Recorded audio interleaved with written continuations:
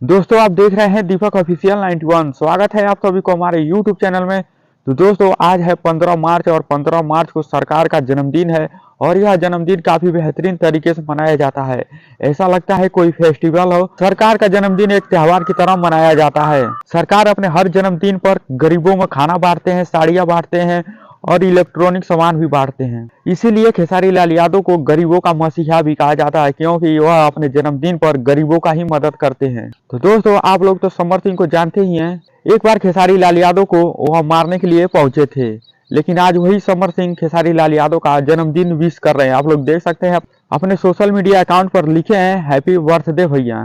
तो दोस्तों यह सब सरकार का जलवा है, क्योंकि सरकार से दुश्मनी करके कोई जीत थोड़ी पाएगा। तो आज सरकार का जन्मदिन है और सरकार का जन्मदिन बहुत ही बेहतरीन तरीके से मनाया जाएगा।